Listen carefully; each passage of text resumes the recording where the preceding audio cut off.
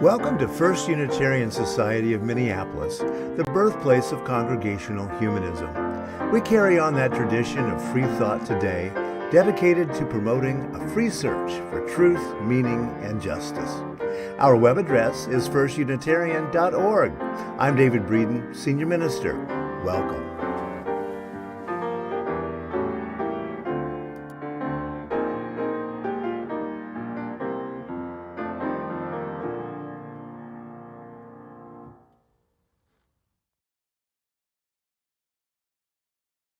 Morning and welcome to our Sunday Assembly for June 13th, 2021.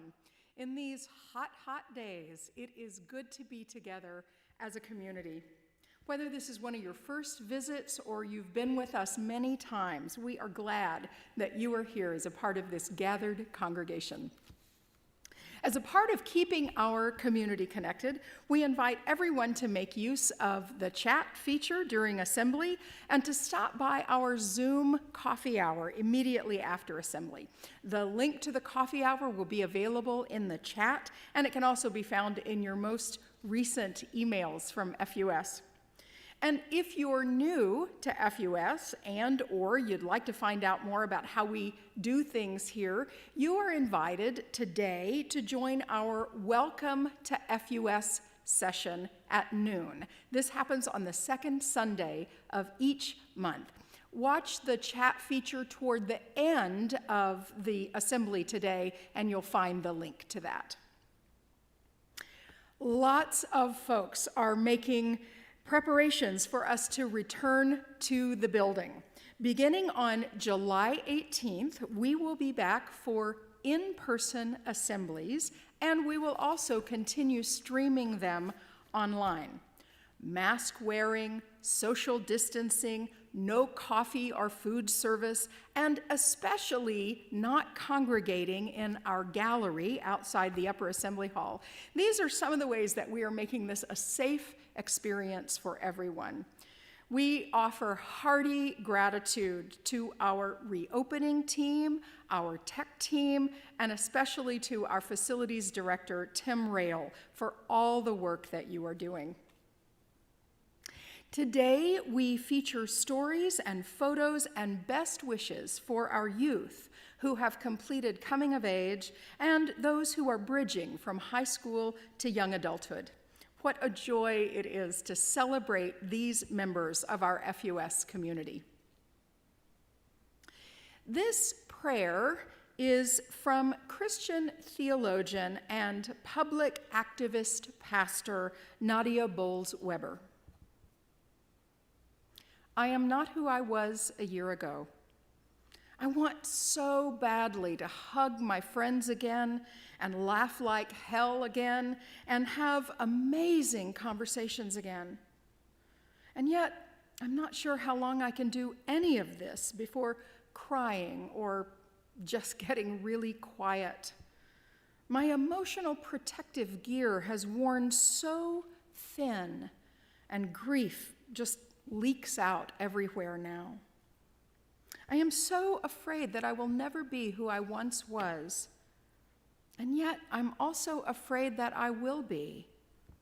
Not to mention I'm not entirely sure what size jeans I wear as the me I am now.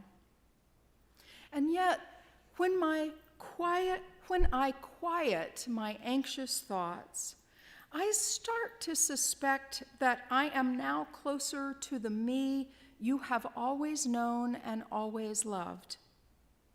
So help me trust that, Lord. As things change, help us be gentle with ourselves and with each other.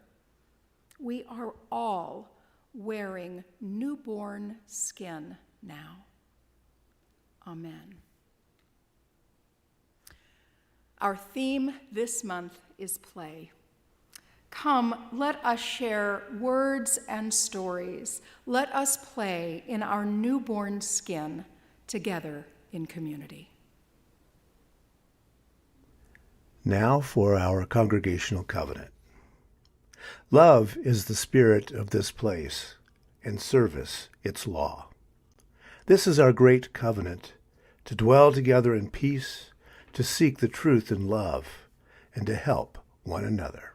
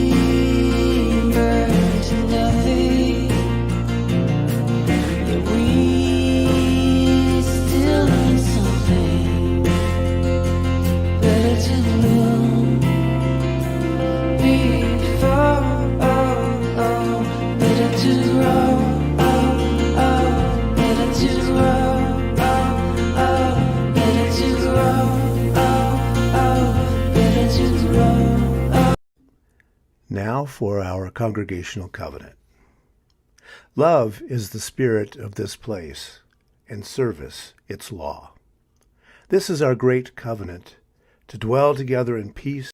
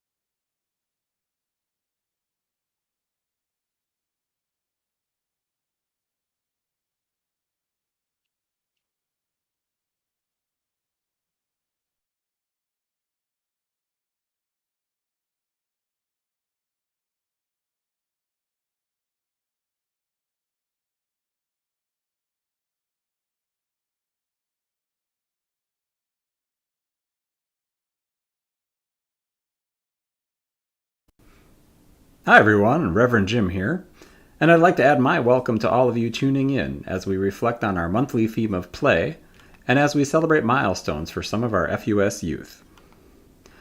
You know, there are so many great things about my job, and one of the coolest is being part of a multi-generational congregation. Starting right at the beginning of life, I get to help welcome babies, and so do you, whenever we have a child dedication ceremony. That's when we bless our littlest ones with earth and air and fire and water and flowers.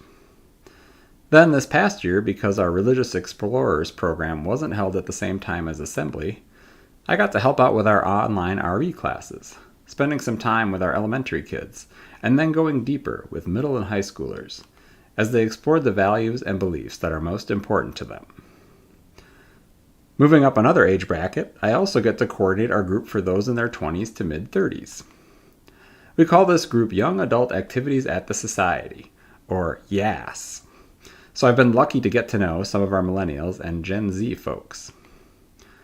Moving up another notch, Millennials and Gen X are represented among our RE parents and among our volunteer leaders.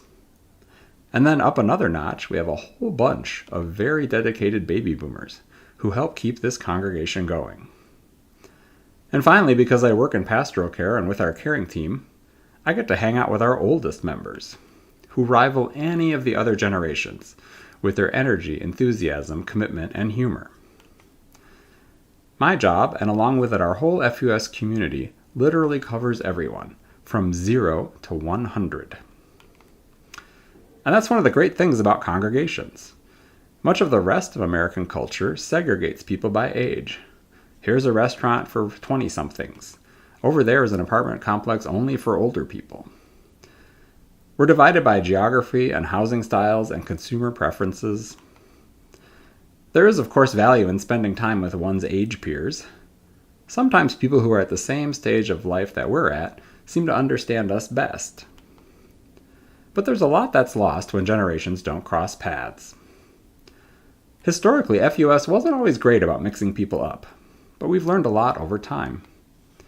And so if you've ever been part of the all-ages dancing at our winter solstice celebration, or if you've experienced the whole room laughing together during the Time for All Ages on Sunday mornings, you know what it can be like when the generations come together.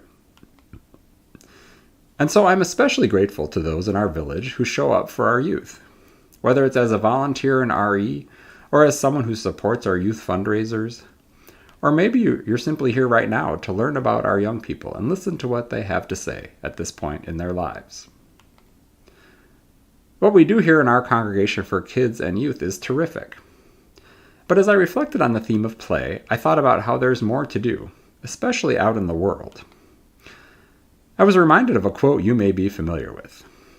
It's a quote by E.B. White, an author whose writing has appeal across generations.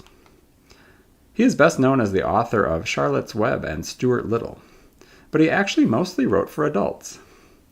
And he once gave this quote to a newspaper. "I arise in the morning torn between a desire to improve or save the world and a desire to enjoy or savor the world. This makes it hard to plan the day." Now, while I've always liked this quote, I do want to pause and acknowledge that it does have a layer of privilege attached to it. Not everyone has the luxury of choice that Mr. White faced. A lot of people are not able to decide between saving the world and savoring it. They're too busy working to pay rent or trying to help themselves or their families. Or maybe they live somewhere where there aren't that many options. But the quote does resonate with me, and it does point to the importance of finding enjoyment, of savoring, of making time for things like play, as well as for building a world where more people have those kinds of opportunities. The generation that's coming of age right now, that's moving into or through or finishing up high school, is aware of the challenges that they are facing. I mean, there's definitely good stuff going on in the world. Newer technologies that connect people and allow for new forms of creativity, improvements in medical treatments that help people live healthier lives, and significant steps forward in areas such as trans rights, non-binary language, acceptance of people with mental illness, and the national and global reckoning on race. Progress is happening. But I know, and you know, that there are hills to climb, and some of them are pretty steep. Today's young people are not so much wide-eyed optimists as they are clear-eyed realists. A graduating senior I know up in Duluth, Milo Amundsen, recently wrote a letter to incoming students at his high school, and he did not mince any words. "Dear freshmen," he wrote, "what a time to be alive! House prices are unattainable. Wages are some of the lowest in industrialized societal history. Peasants in the pre-French Revolution era owned more wealth than we do today in 2021 America. You'd better get a job with health insurance," he said, "or you die." It was quite a message. And as Milo's mother, who's a friend of mine, said when she posted his letter, her son does not exactly share her sunny disposition. But it's hard to argue with the facts of what he's saying, and he didn't even get into problems like climate change. One might wonder how we can even think of play at a time like this. But in times of challenge, play is as important as ever for keeping our spirits up. And the good news of humanism is that human beings have the potential to solve human-created problems. Milo knows that there are solutions. After the daunting beginning of his letter, he offers a to-do list of helpful hints so people can make the best economic decisions for their lives. And beyond the level of taking individual actions, it's important to remember that many of life's obstacles didn't just pop up out of the blue like a summer rainstorm. People within the systems that make up our society made decisions that led to the world being the way it is. To cite another economic example, when I was in college, my tuition at a state university went up 33% in just the 3 years between my freshman and senior years. Elected officials could have made different decisions at the time to keep funding public education the way they had before I got to college, but they didn't. And today's elected officials, if they really wanted to, or if they were really pushed to, could make decisions that would leave today's young people with less debt and more opportunity to thrive and play. Although it's tempting for generations to blame one another, it's really not helpful to do that.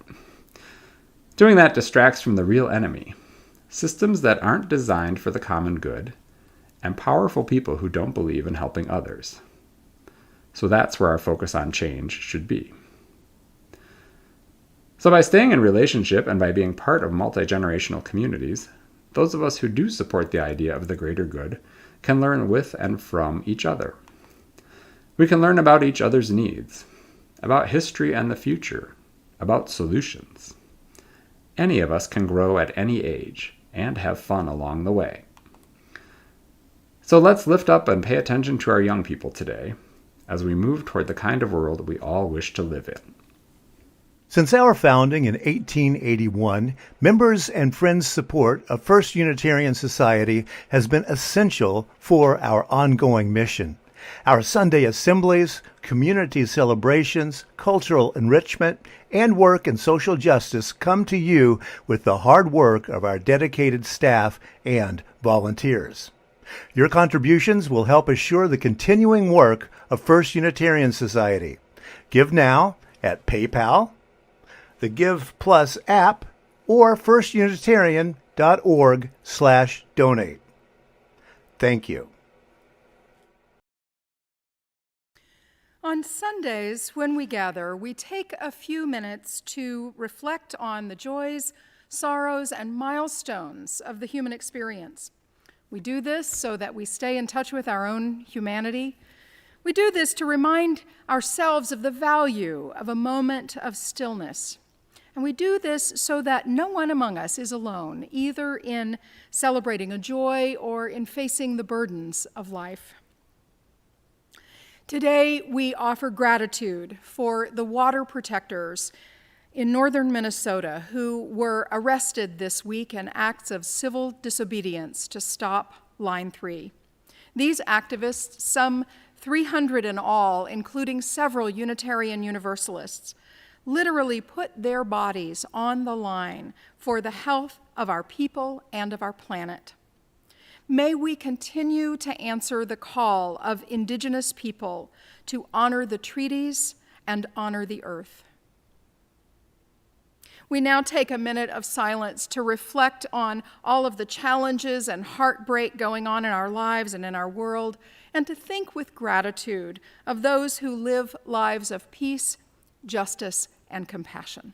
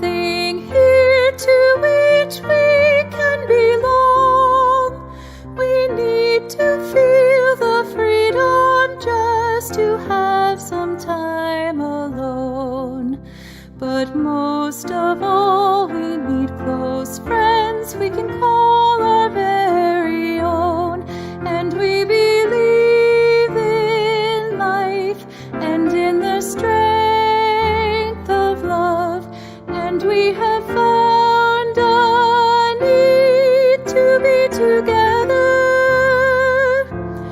We have our hearts to give, we have our thoughts to receive, and we believe that sharing is an answer. A child is born among us, and we feel a special glow. We see time's endless journey as we watch the baby grow.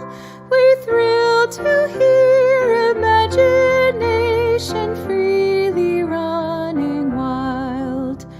We dedicate our minds and hearts to the spirit of this child, and we believe in life and in the strength of love, and we have found a place to be together.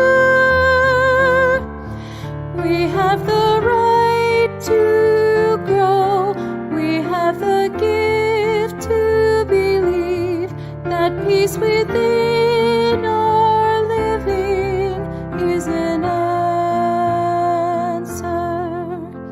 We seek elusive answers to the questions of this life. We seek to put an end to all the waste of human strife.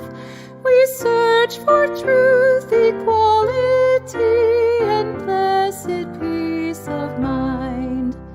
And then we come together here to make sense of what we find. And we believe in life and in the strength of love. And we have found a joy being together. And in our search for peace, maybe we'll finally see, even to question truly is an answer. We are here today to recognize the completion of the program of study, reflection, and discernment that is the process we call coming of age. This ritual celebrates the culmination of a long and incredibly challenging year for these young folks and their mentors, Carrie Harris, Alan Harris, and Reverend Jim Foti. Throughout the year, the youth and the mentors have met weekly to think and feel deeply about the biggest questions of life. Where do we come from? Why are we here? Where do we go after? They've considered what in this life they hold as precious. They've wondered what makes up a good life and how their understanding of themselves, the people around them, and in this world fit into that. Throughout the year, as the youth wrestled with these enormous ideas, they kept coming of age journals to help record their ideas and provide inspiration for their credo statements, the statements of their personal beliefs and understandings. These credos are statements telling you who they are and what they bring as they take their place at FUS. They are demonstrating that they are ready to do the work of mature members of this community. They are prepared to engage in a free and responsible search for truth and meaning. And more than that, they can stand before you and proclaim what they've found, at least what they found so far. Here are the youth who participated in this year's Coming of Age program.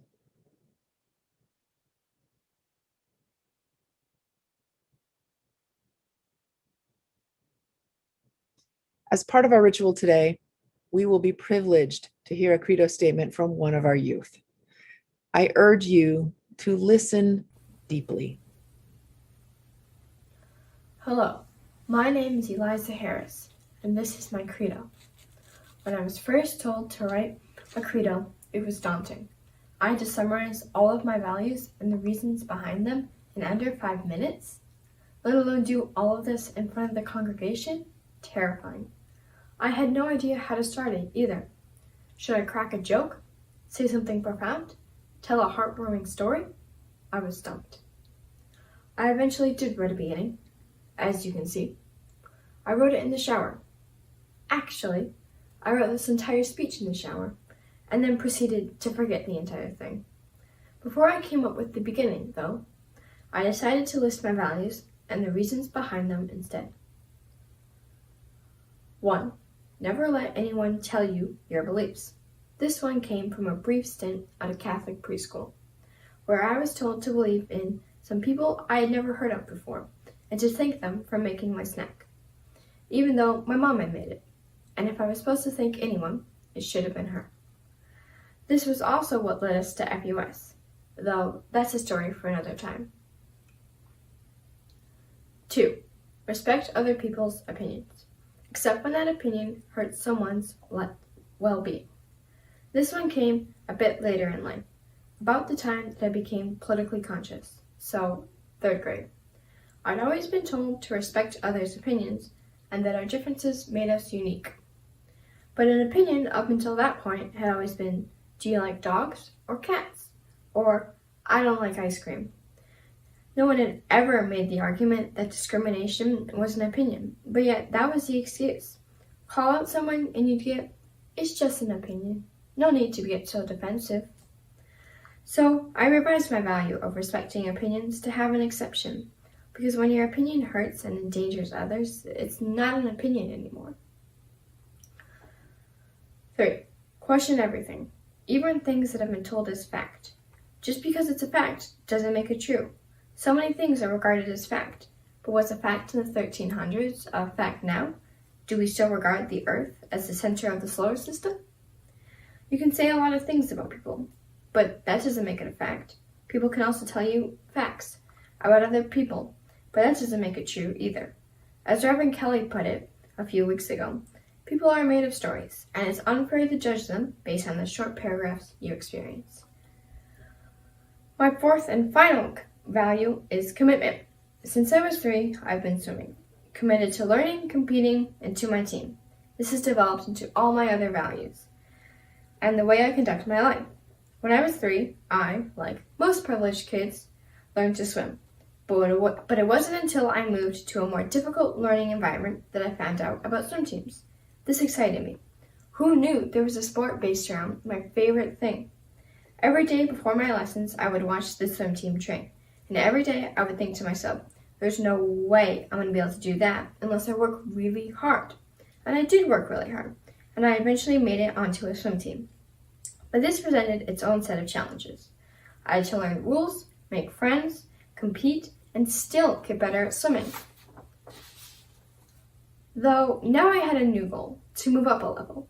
You see, my swim team was divided into skill groups, so similarly skilled swimmers could work together and train using sets difficult enough for them.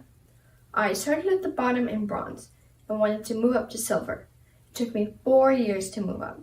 4 years of work, tears, and a little bit of pain, because boy oh boy, does it hurt to hit your hand on the landline.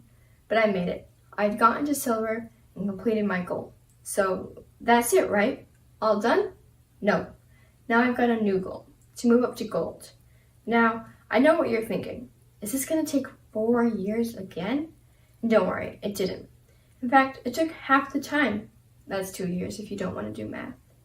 Committing myself to swimming taught me valuable lessons in teamwork, perseverance, and expectations. Committing myself to friends helped create better bonds and solid foundations. If I start something, I give it my all, which is why it can be so disappointing when things don't pan out. It makes it 10 times more difficult to get back into something after I hit a roadblock. But that's what all those hours I put in to commitment come to help, and all my values help me make decisions and support me when things get tough. Which brings us to the end, a month of working, reflection, and a bit of procrastination to give you this credo. While it was enjoyable to work with my family, to think of values and the ways I live my life, I can say with 100% certainty that I'm glad to be finished. Writing my credo has made me think more about how I respond to situations and the way that I do, and it has helped me relate more to the UU principles and the humanist commitments, and will continue to shape the way I view the world.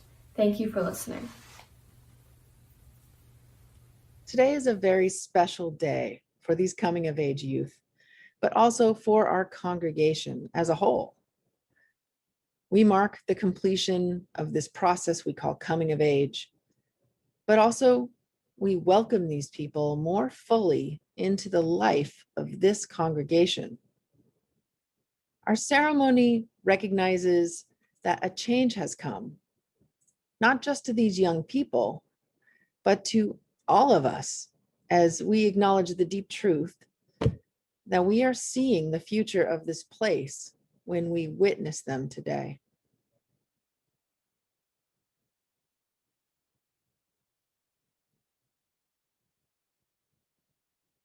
As a symbol of their new place within the congregation, we've had official FUS name tags created for these youth and created a special location for them to be placed between Sundays. We hope that once we're back in the building, you'll wear these with pride and the understanding that this place respects you, cherishes you, and will always have a place for you.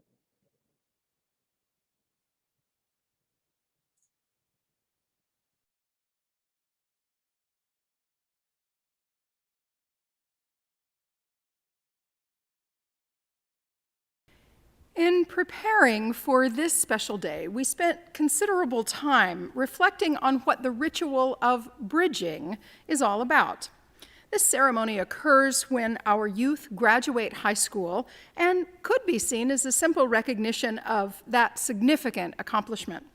Yet, as important as that recognition is, we are doing something more than that here today. In fact, we're really doing 3 additional things. We are welcoming Toby Alexander Mogendorf and Laura Stewart into the community of people at FUS who are seeking truth and meaning. We are acknowledging that they are fully a part of this beloved community and deserving of our respect and support as people engaged in the work of finding meaning in the world through love and reason and justice. We are acknowledging the challenge of crossing this particular bridge and navigating the new territory of adulthood. The time of young adulthood is one of wide open spaces. We recognize that a person entering those spaces has much to contend with. Toby and Laura, we wish you peace and goodwill and courage as you find your way in the world. We as a congregation are making a commitment to support and encourage you as you find your way into the life of this place or your way into an altogether new place. We promise to seek you out as you are available and invite and involve you in new and exciting ways as we make our community strong together.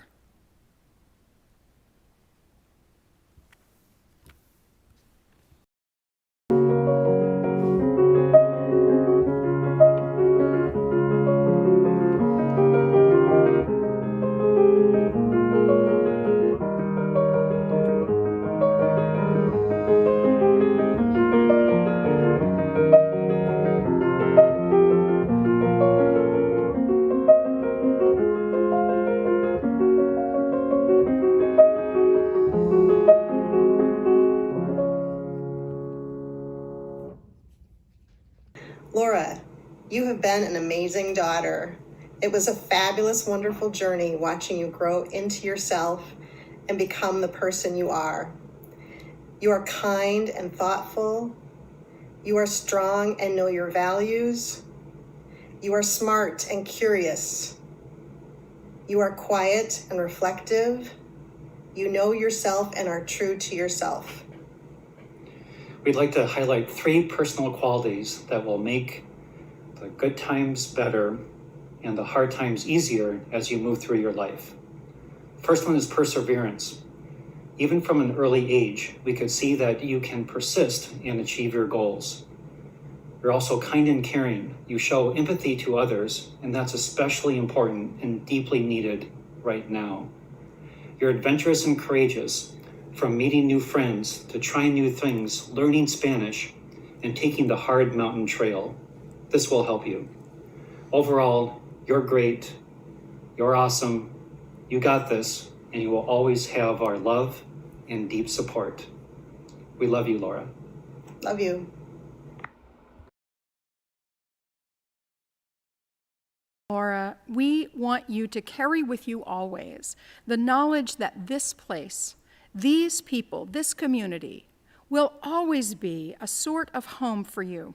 No matter where you travel or settle, FUS will always be the place you came from and the place you can come home to.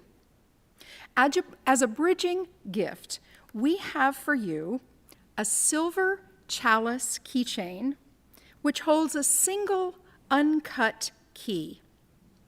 An uncut key has so many possible futures, just as you do. Let the smooth, uncut nature of this key remind you that while you are moving into the wider world, we are here supporting you, that FUS is your home and a place you know you are always welcome. Hey UUs, it's Namoli Brennett. I'm happy to have been invited to perform a song for you virtually. And this is something I wrote a while back and comes out of the experience partly of just moving around a ton as a kid and not really having a sense of place and just kind of being on my own sort of at an early age, and then eventually finding places that felt like home, either a community or just a place where I was welcomed. And it was written kind of early in my transition as a trans woman, and so I think it also was kind of about finding a home like in my own body. So anyway, here it is.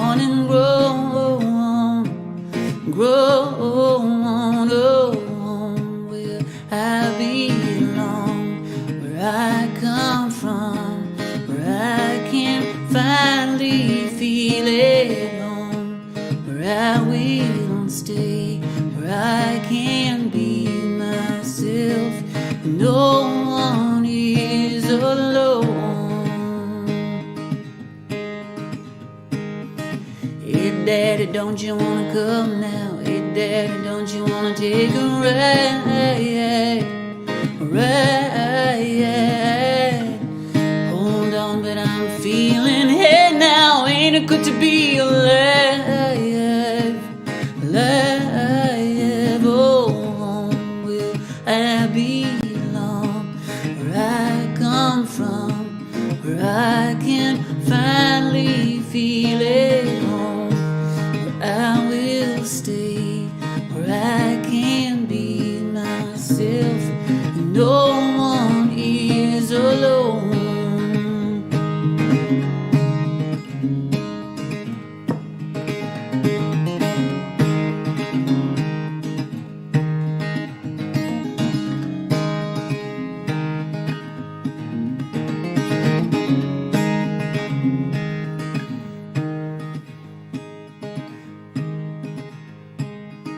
And now, don't you feel lonely? And now, don't you think it's time you know?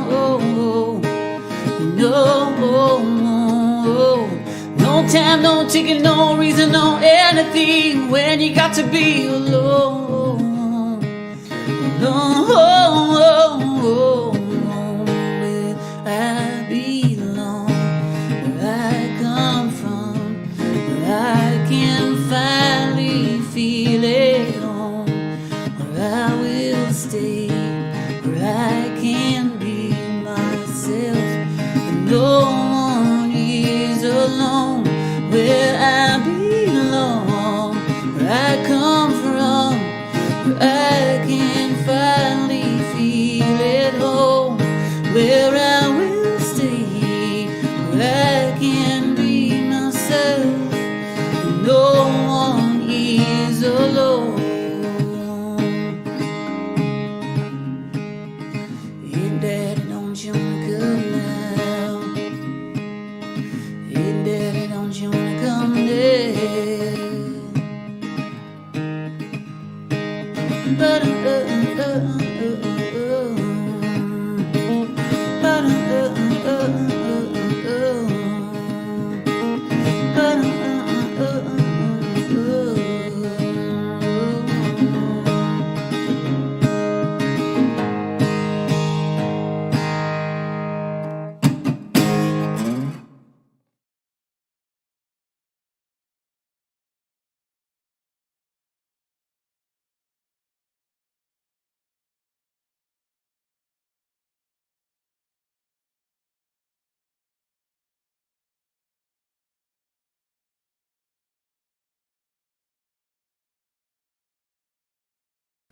Congratulations to our youth, and thanks to the many FUS volunteers that helped shape their values.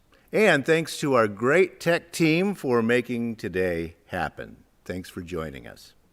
Our closing words are by Maya Angelou from her poem, Continue. My wish for you is that you continue. Continue to be who and how you are, to astonish a mean world with your acts of kindness.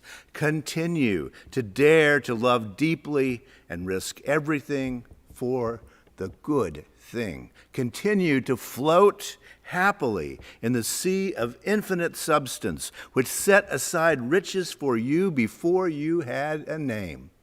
Continue, so may it be.